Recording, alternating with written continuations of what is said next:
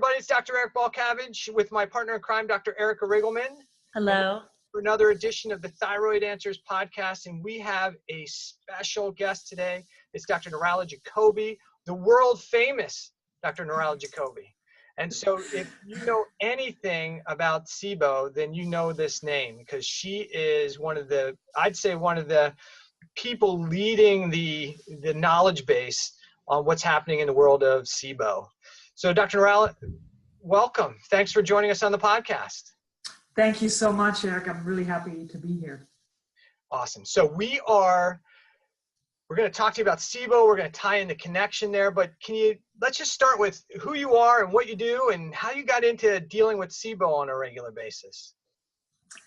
Well, it is kind of an interesting story because when I first went through naturopathic training and then started my practice in Montana about 20 years ago, I'd never heard of SIBO. And we're sort of really gut experts. Already back then, we were always focused on gut health for everything from autoimmune disease to chronic fatigue, fibromyalgia. We always treated things through the gut. And so for me, when I first heard Dr. Alison Siebecker, who in my mind is the SIBO queen, the undisputed SIBO queen, who first brought it into the functional medicine community and the naturopathic community at a conference about 6 years ago, my ears perked up because I was like, how is this possible that a major condition like this just completely went under my radar? And then when I sort of did a little bit of a retrospective chart review in my mind, I was like, wow, these are all the people that failed my very well-intentioned treatment protocols at the time.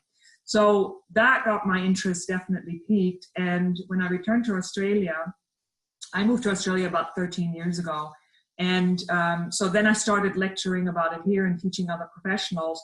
And because I was sort of disappointed with the labs that were available at the time, I just created my own lab called SIBO Test so that I could also provide the sort of cutting edge interpretation as per Dr. Pimentel and his group through Cedars-Sinai. So that sort of led me to get really deep into the bowels of SIBO, so to speak. And I really found that it gave a lot of answers to things that I hadn't really considered before. And certainly it's been a very interesting journey since. And here I am speaking to you on your podcast. Right. Awesome. That is an amazing story. And so many people have SIBO who may not even realize what it is or even, what goes along with it. Can you explain to some of our listeners who may have no idea what SIBO is, what it is, and what are some of the symptoms that can go along with it? Yeah, sure. So SIBO is an acronym, stands for Small Intestinal Bacterial Overgrowth. And as the name implies, it's bacteria that are flourishing in the wrong part of the digestive tract, namely the upper gut. So anything from stomach, well, not stomach, but first part of your small intestine, which is the duodenum, and all the way down to the terminal ileum, which is the part where your small intestine connects to your colon. The majority of the microbiome is actually in the large intestine, your normal healthy bacteria.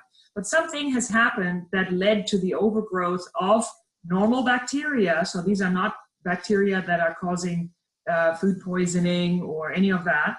They are, for some reason, flourishing in that area. And because the small intestine has a huge surface area, it's really meant to have a huge surface area so that you absorb all your nutrients. And when you are having sort of a colony of bacteria that are flourishing there, they compete with nutrient absorption. They do all sorts of damage. The gases themselves are very damaging. They slow down motility. They can do all sorts of things that then lead to not only digestive symptoms, but also eventually systemic symptoms. So it is a major condition. And the things that can, or the sort of associated conditions with SIBO, I'd say the majority of cases or the leading cause of SIBO is having had a case of gastro before, what we call gastro in Australia, but a case of food poisoning, let's say, by one of the four major bacteria like E. coli, Salmonella, Shigella, C. difficile, those types of organisms that actually release a toxin at the time. These are usually self-limiting kind of infections but they release a toxin, and in response to that toxin, the body makes an antibody. And it actually is a case of mistaken identity, where instead of attacking the poison of the bacteria, the body is attacking itself. So that is what's called post-infectious IBS. And that's when you actually have had a history of food poisoning that then led to the development of an autoimmune condition that affects the migrating motor complex of your small intestine. And just a quick word on the migrating motor complex. It is a small section in your upper digestive tract, in your small intestine, that's sort of responsible for the housekeeper waves of your small intestine. So every time you're sort of in a fasting state, your body or this migrating motor complex forces all the content of your small intestine out. And that ensures that we don't have bacterial overgrowth. Otherwise, all of us would have SIBO all the time. So it's really the damage of this housekeeper wave from a past infection. So now bacteria are allowed to flourish that are not meant to be there. That's the main cause. And then we have other causes, such as having had abdominal surgery for things like removal of gallbladder or appendix, cesarean section, those types of abdominal surgeries that can lead to adhesions. And adhesions is scar tissue that can attach to the small intestine and cause sort of like a kink in the garden hose, and then nothing is sort of flowing through very nice and evenly, and it's kind of like a stagnating river, right? So we either have a problem with the cleansing wave or something not allowing things to come through due to structural abnormality.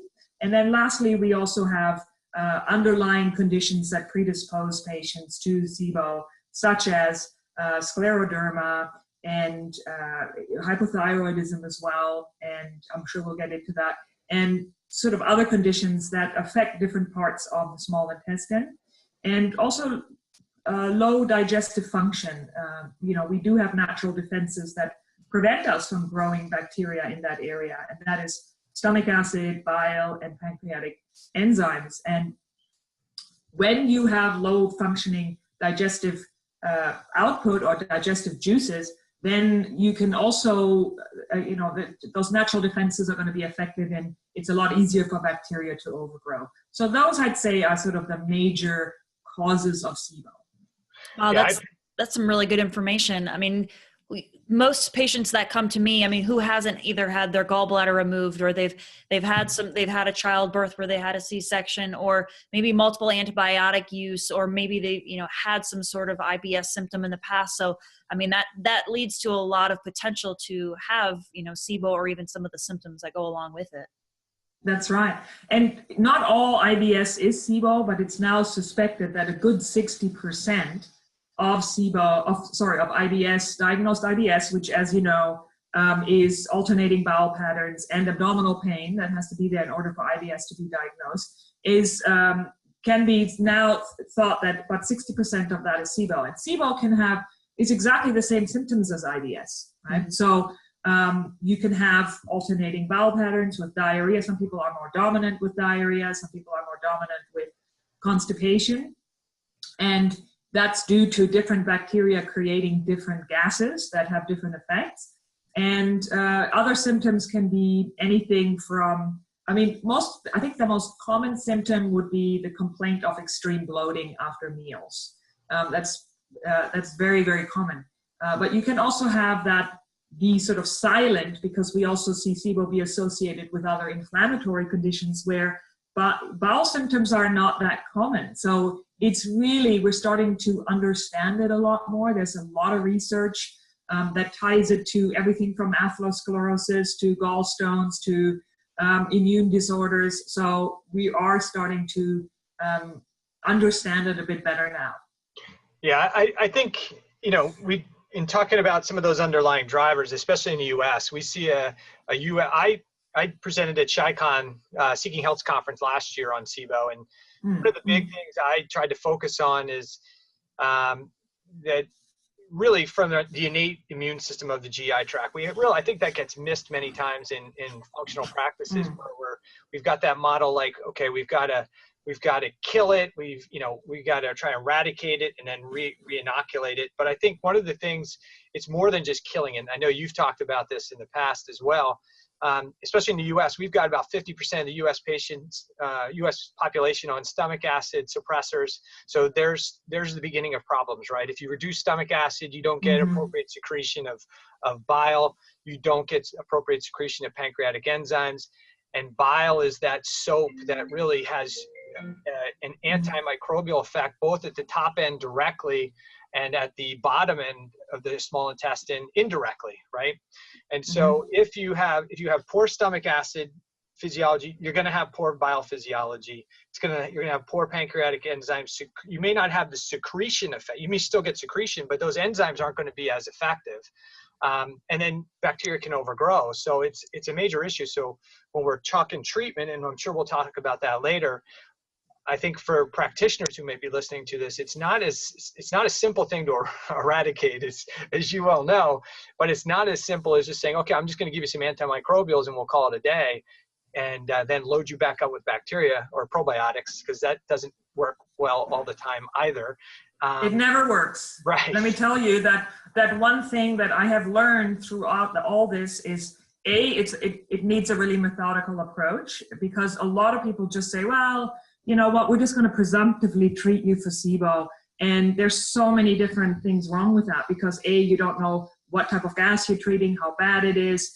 You don't know what the underlying condition is, so you don't know when you're really done treating. But then also this whole idea of reinoculation and reseeding, that's now old.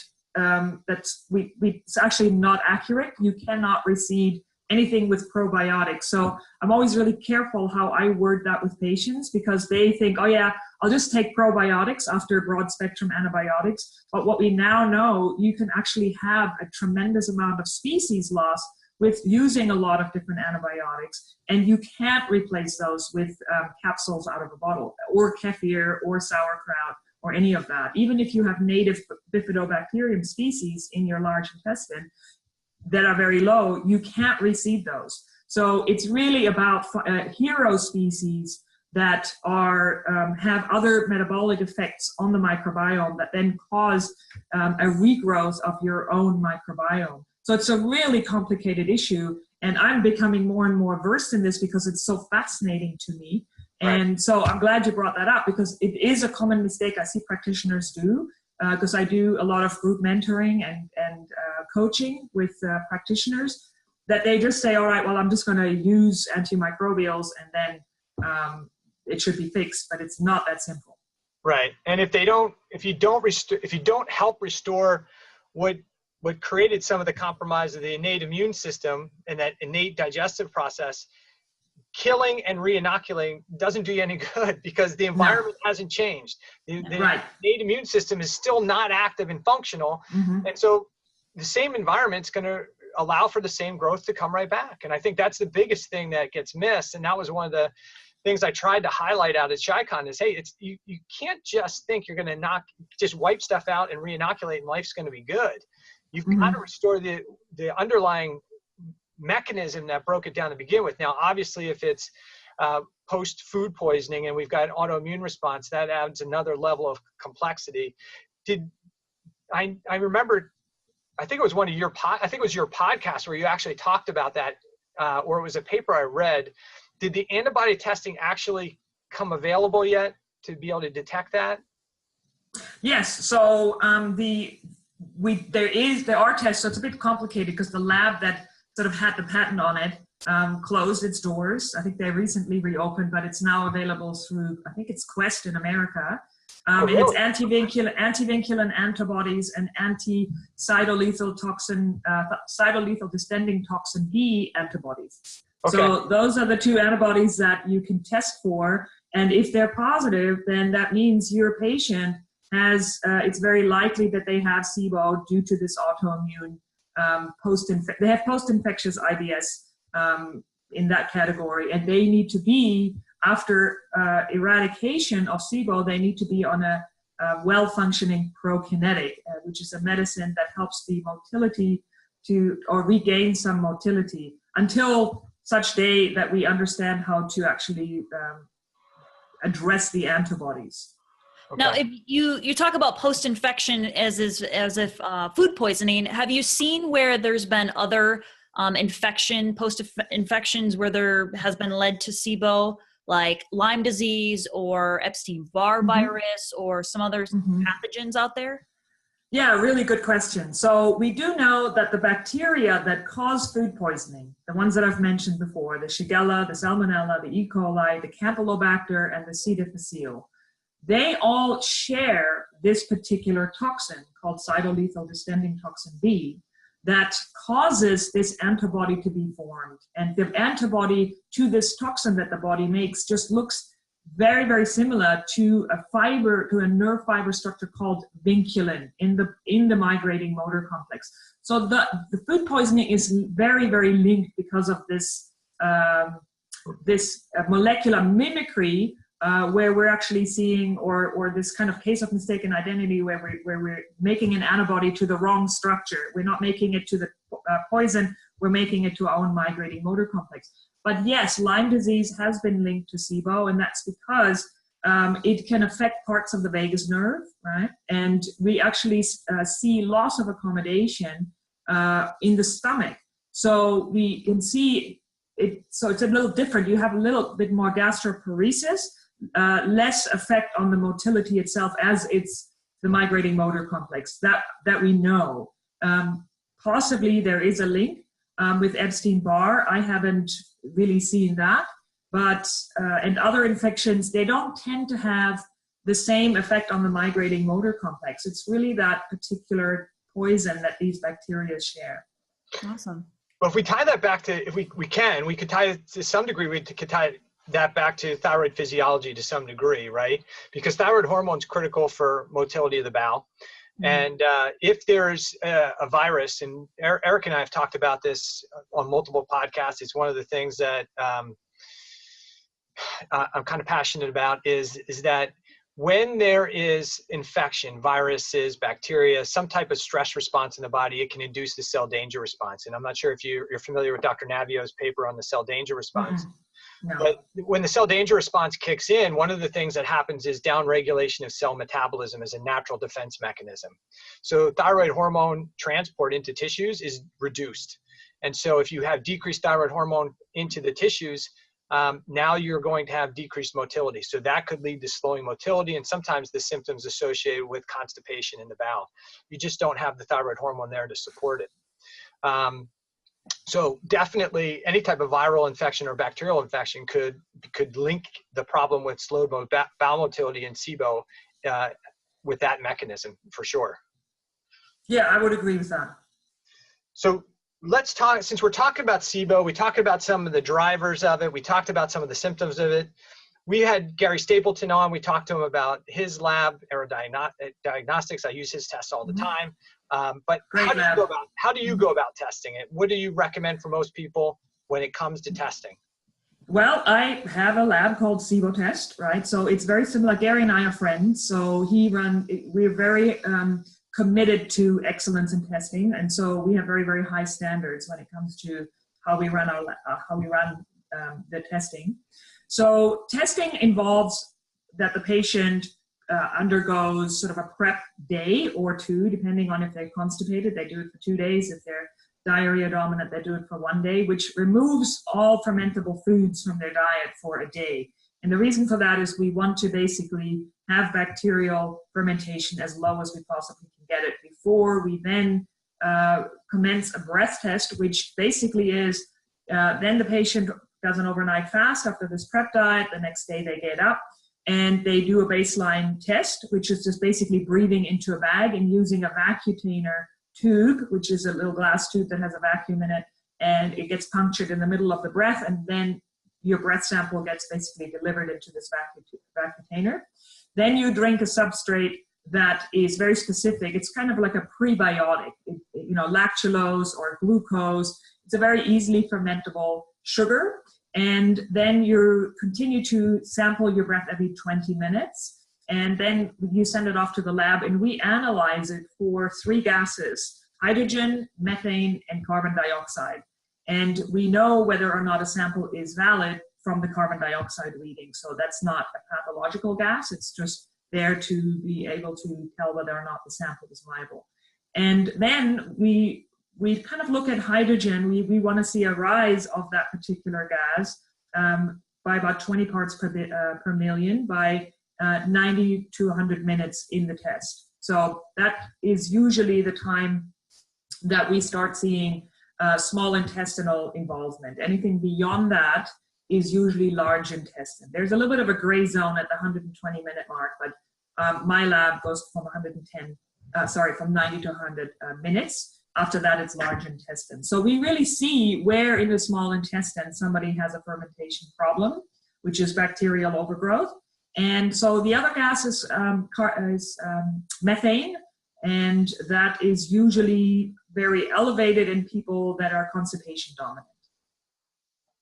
And so when we look at that test, like some people just get a hydrogen breath test, and that's just not enough to do it, because they could just do a hydrogen breath test only. And if they have methanobacter there, the methanobacter is going to steal some of that hydrogen as a fuel source, correct? And that's absolutely right. It's kind of old school. Yeah, it's old school. I don't know any labs anymore that only do hydrogen breath testing and not methane.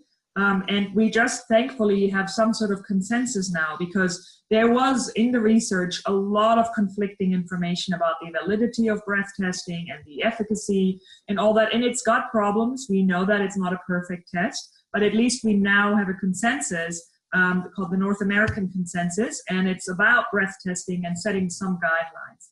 So yes, it's now recommended that your lab tests for 3 different gases: the hydrogen, methane, and carbon dioxide.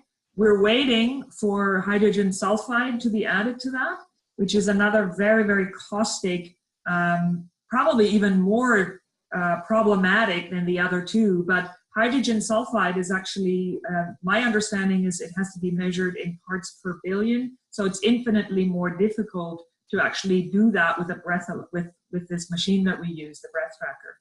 Yeah, I just got I have a patient from, I'm not sure, I think it's Brazil or Peru, one of those South American countries. And we were trying to get the SIBO test that we get done, and with problems, you know how that goes with out of country stuff. But he said, I got a doctor here who's going to do the SIBO breath test. And the only thing that came back was hydrogen on the test. And I said, the problem for you is you have chronic constipation.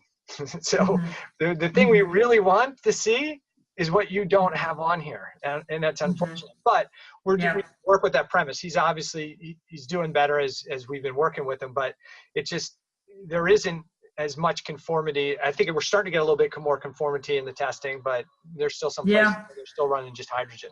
Yeah, and that's why we started to ship internationally, because we had so many requests. Whenever I have a patient in America, I send them to Air Diagnostics.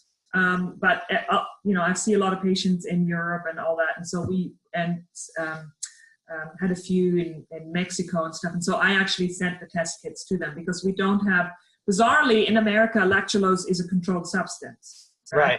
That is the one that requires a prescription. Here, you can walk into the drugstore down the street here from me and get a huge bottle for $10 as a laxative.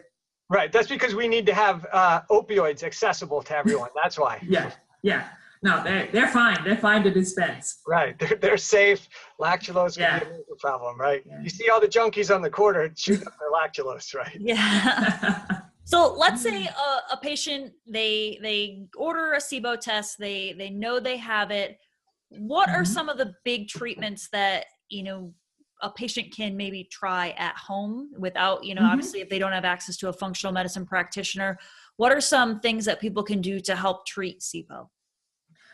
Yes. So, and this is always where I'm a little bit, there are some basic guidelines, right? But I'm always really reluctant to mention products and things like that, because every patient is really different. And I do really promote that people work through a practitioner that understand the nuances of the illness or of the condition. Because I do sort of kind of peruse different support groups on Facebook, and there's just so much misinformation, and there's just not enough hours in the day for me to comment on everything.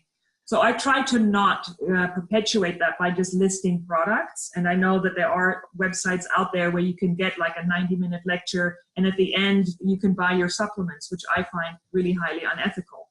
But anyways, so the main treatment that you want to focus on is your diet, right? The diet is what's called a low Fodmap diet, which stands for fructo oligosaccharides, it's fermentable oligosaccharides, disaccharides, monosaccharides, and polyols. So these are all different fibers in foods, healthy foods, but they provide a substrate to the bacteria too early on. They're great for the large intestinal bacteria, but if you have bacteria in the small intestine, it's not a good thing, right? Because they basically ferment these fibers. So the Fodmap diet was developed by Monash University here in Australia, but we've now taken it to another level. Dr. Siebecker, who has really, like I said, pioneered a lot of this work, has come up with a SIBO-specific food guide that I've then used to create something called the Bi-phasic Diet, which is available for people to download for free at SIBO Test. But it really is, it's for the practitioner to structure their treatment around.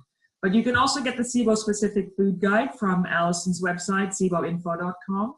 So that's a great place to start. Now, it's not a great idea to just say, okay, I feel great on this diet and I'm going to stay on this forever, because you are then starving other bacteria further down below. So we want to have this in a concise sort of manner.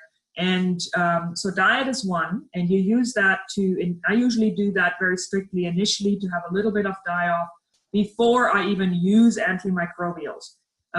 When we get into antimicrobials, which is active treatment, you have your choice of antibiotics, and the antibiotic of choice is rifaximin or Xifaxan, which is a pretty good antibiotic as antibiotics go, because it's biosoluble. It's not going to do the sort of assault on the microbiome down below. So we actually see very little change in the microbiome according to research with rifaximin. So it's a really good one. And especially if your hydrogen is low, it's the antibiotic of choice.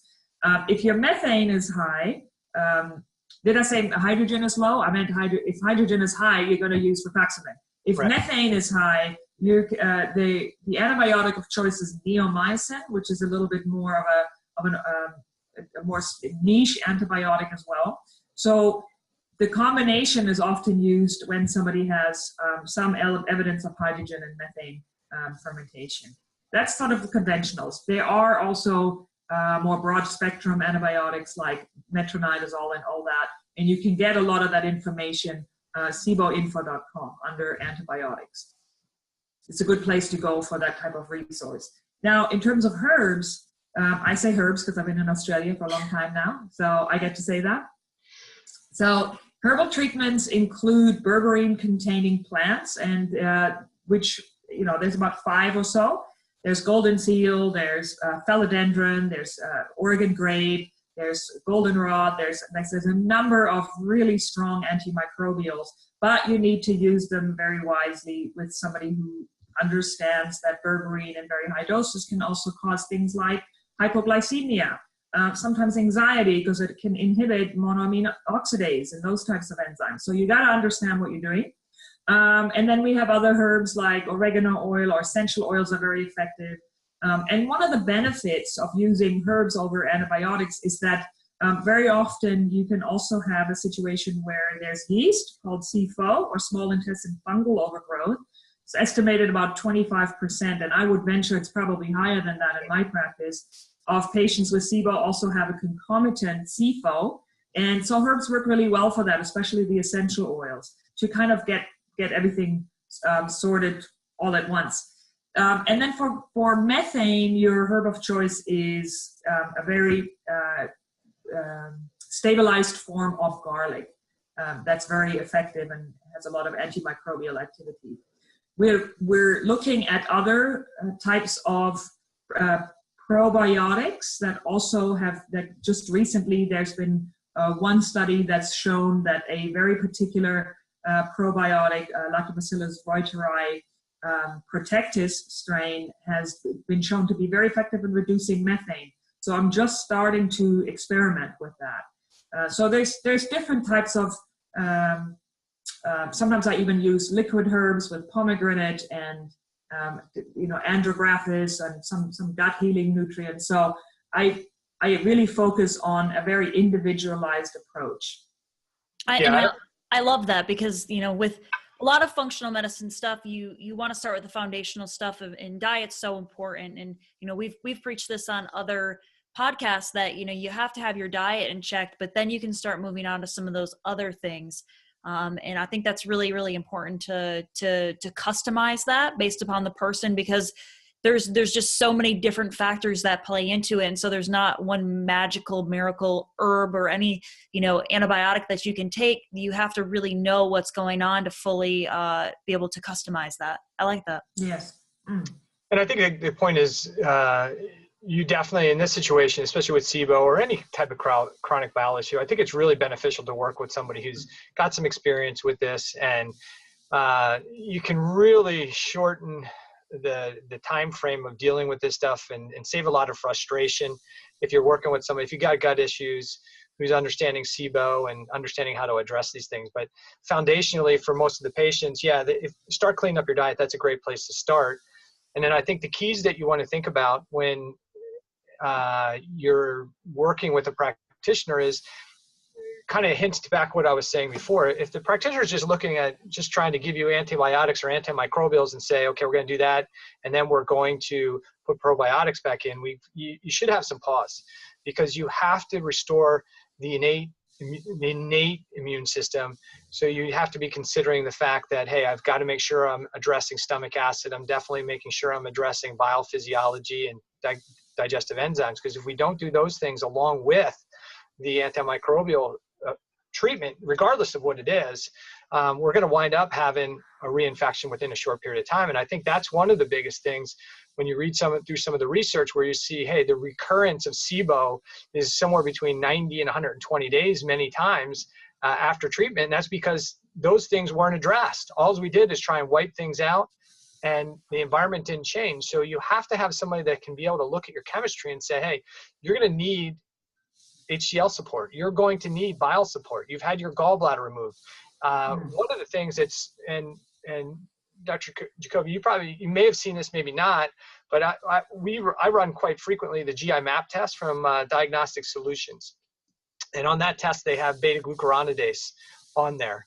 And so if I do the Genova GI effects. Yeah. So if one of the things I see quite a bit in SIBO, and I don't know if you see this, but when somebody's got SIBO, I will typically see an upregulation of beta-glucuronidase.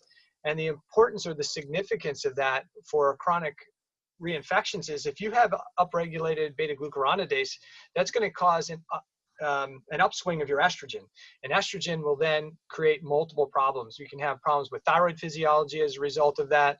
We can have the estrogen blocking the sphincter of Oddi, so now we can't get bile secretions into the small intestine. We can't get pancreatic enzymes into the secretion. So it just reinforces the problem. And the further up that infection goes into that small bowel, now you have bacteria moving up into the gallbladder. And that's one of the things that can drive the gallstone formation. They're finding the bacteria actually in the gallstones, and so that bacteria is moving all the way up there. So, well, there's two things I want to say about that. Yeah. So one is that the phyla that's associated with beta-glucuronidase production is it's in the Bacteroidetes phylum called, it's a Bacteroides species, very highly associated with production of beta-glucuronidase. So you can already have a little clue. So that's one of the reasons I often do the GI effects test, because I get the PCR mapping of the microbiome, and it gives you a lot of information. So that's one thing. And those types of organisms, both Desulfovibrio and the Bacteroides species, actually love bile acids. So we have to be always very careful. I don't actually think that every person needs to have bile movers or ox bile or any of that, because you can inadvertently feed other bacteria that really love bile salts. And I have seen that in practice. So that's just one point. The other reason why we see more gallstones with SIBO is because when you slow motility down in the upper gut, and I do totally agree with you that a lot of people do have functional digestive issues, But the majority of people that have SIBO, according to research, or at least since this autoimmune test has come out, appear to be post-infectious. So we do have this motility problem, right? And so when you slow motility down in the upper gut, you have bile salts be more exposed to bacteria, and that is actually the link between bile stone formation and SIBO, because you have a more prolonged exposure of bile to bacteria. Yeah, I would guess that could be part of that mechanism, sure. But I think before we randomly just dump bile, I'm not a huge fan of bile salts, because those bile salts can be converted into secondary bile salts and we create a problem, obviously, if there's overgrowth there. But I think if there's the indicators on lab tests that they have problems with fat digestion and markers that there may be problems with biophysiology, then that sure. Sure. Yeah. And also one other thing is, if you do see fat malabsorption, that on a stool test, if it's not rapid transit, then you can consider that this person may actually have SIBO, because as you pointed out, the bacteria actually damage the bile, they deconjugate bile. So it renders it useless. And so people become sort of fatty acid deficient, fat soluble vitamin deficient, etc. as a result of that. That definitely happens. Yeah. And so maybe you can talk too about one of the things that happens with bacteria is when there's an infection, one of the things that can happen, tryptophan is an important thing for production of serotonin, right? And so when there's bacterial infections, one of the things that can happen is the bacteria stealing tryptophan. The other problem is that tryptophan can be diverted down the kynurenine pathway to make more quinolinic acid. So we have depletion of serotonin, and that can slow down motility, right? So there's that tie-in between decreased conversion of tryptophan away from serotonin. The other part of that cell danger response is the upregulation of clearance of serotonin out of the body. So can you talk a little bit about the role of serotonin in bowel motility and how that might lead to the SIBO? Sure, it's and also LPS, which is your lipopolysaccharide endotoxin that's very predominant in gram-negative bacteria. That's very often the cause of bacterial overgrowth. Can actually shunt down the kynurenine pathway, right? So that actually causes some of that tryptophan stealing. So you've got this kind of a vicious circle happening. But serotonin is not the only neurotransmitter that's involved in motility. Acetylcholine is another one. Yep. Dopamine on some level as well. So we kind of some of our techniques to improve motility, and let me just back up for 1 minute because it's a really important point I want to make, is that when we talk about restoring motility in the upper gut, it's not only with constipated people that we need to do that, right? Even people with diarrhea can have problems with upper gut motility that's causing their SIBO. So it is a universal thing that we try to do, is restore proper upper gut, this housekeeper wave motility, right? So when we talk about large intestine, I think this is more where we start to focus on serotonin and all of that. But serotonin is a neurotransmitter. 90% of the serotonin in the body is actually made by enterochromaffin cells in the digestive tract, and it is it's a motility neurotransmitter. So from that perspective, it is important because we don't have a lot in terms of natural therapies to affect the very specific function of the migrating motor complex. So we do all we can to restore proper motility overall. So things like 5-HTP, we also add in things like acetylcholine, acetyl-L-carnitine to promote acetylcholine production, and B6 and all these other cofactors. And sometimes that really works and sometimes it doesn't work. So, but just like anything, right, we never get 100% with one product. Right. You need to have a lot of tools in the toolbox, and everybody's a little different. And I know I've got 5 or 6 things that will work on somebody. So if we had to kind of summarize kind of the thought process in addressing SIBO from kind of all the individual steps, diet obviously at one end, what are the key things like a practitioner should be thinking about? What are the kind of the 6 or 7 things. I usually think along the lines of about 7 things that we want to kind of focus on when we're trying to address SIBO. What are those things that are the key factors that you would tell a practitioner? These are the 5, 6, 7 things that you have to consider. Okay, great. So number 1 would be try your best to find the cause for SIBO. SIBO is not really a diagnosis in itself. It is the result of an underlying condition, right? Whether it's all the things we talked about here today, or it's some other chronic condition that's yet to be determined. But for example, if you have a patient that has had cesarean or so, you might want to get that person assessed for adhesions through either visceral manipulation. I do a lot of referrals to lots of different practitioners, right? So get your team in order, understand that you can't be the one that may solve it for that person as far as underlying conditions is concerned. So have somebody that does visceral manipulation, see if that person is really stressed out, right? So sometimes, and you know this as a chiropractor, the diaphragm, the importance of the diaphragm and people not breathing correctly, those kinds of things really do matter and really do impact whether or not this person will relapse, in my opinion, and what I've seen over that 6 years of doing this. So that's one, is really understand how you're going to figure out if this person has an underlying driver that's caused this. A lot of times you can just do digestive support and they will improve. But I'm saying in general, you do want to have some sort of strategy of understanding what's caused this for this person, especially if it's a child, right? The other thing is understand what types of medicines or what types of antibiotics are for what gas and what type of herbs are for what gas. So really understand your active treatment. And then also understand how long you're going to have this person on this treatment for before you're going to retest. So there's a beautiful algorithm that Dr. Seebecker and Dr. Stephen Sandberg-Lewis produced that I often refer to and tell practitioners about. But you start with testing, then you do your treatment, which is what we talked about here today. Then if this person is not 90% improved, you want to retest because you want to see if SIBO is gone and if your medicines were effective.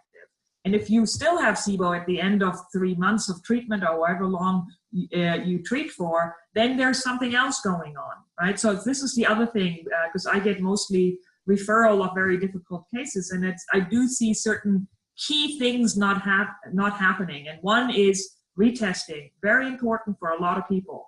And then once you've completed your treatment, it's really advised that this person go on some form of natural or conventional prokinetic to really ensure that things are moving correctly. And then you can sort of over a period of time, you can slowly, what I do is I then stop the prokinetic, have the person just wait for 3 months, see if there's a relapse, and then reintroduce Fodmap foods.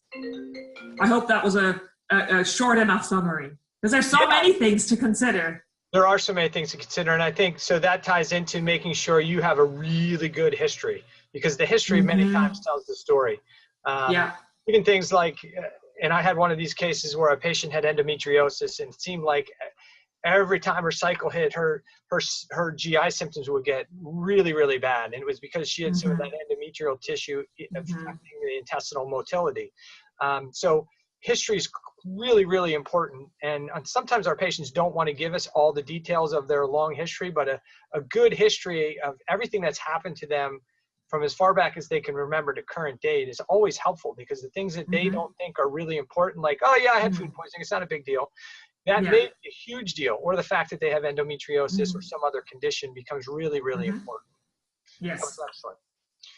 I think we're about at that time. So it was a great podcast. We could keep going for an hour or another hour. You run a tight ship. You run a real tight ship.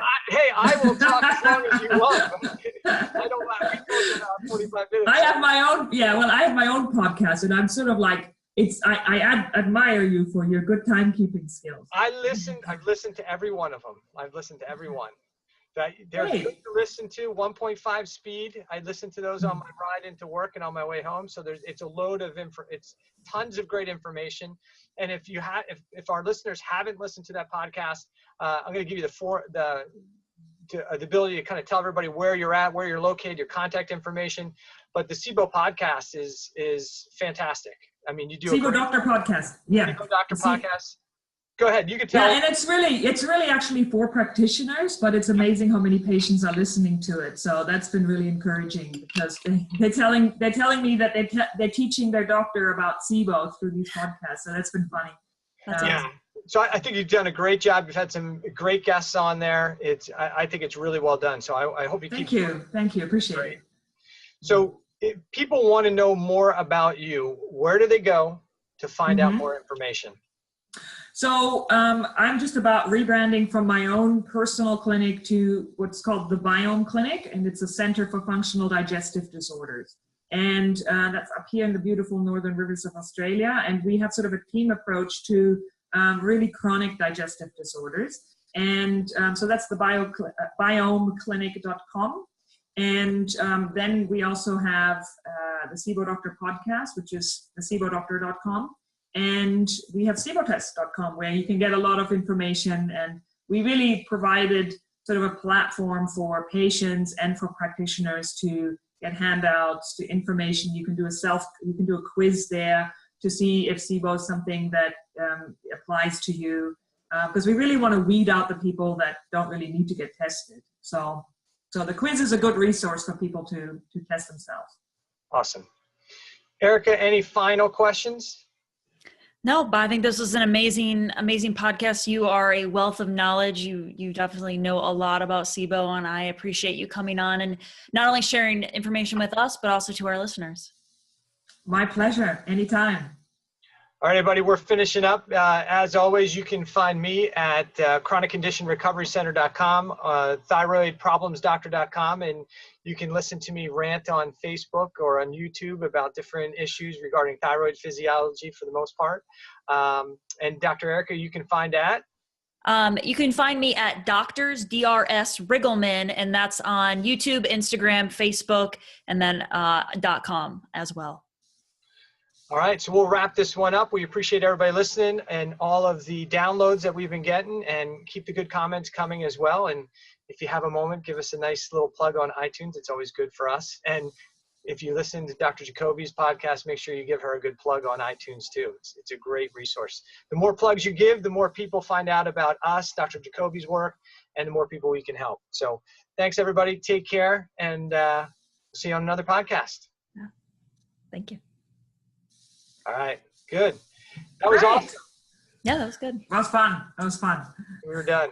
So that was awesome information. It was great. We appreciate it. So my pleasure. Okay. Just let me know when you're releasing it, and I'll share it on my network. We'll probably within, we release every 2 weeks. So as soon as we're ready to release it, we got a couple in the bag that we have to get out yet, but what we do is we just start loading up on them. So we've got a bunch. I got to get Ben Lynch on here yet, and Alex, but I think we got 1 or 2 to get on before you, and then we'll get this one out. But no worries. I need a couple more weeks for my rebrand to be finished. So. All right. Well, thank you so much for coming on. Thanks. All right? Thank you. No worries. My pleasure. Bye. Take care. Bye-bye.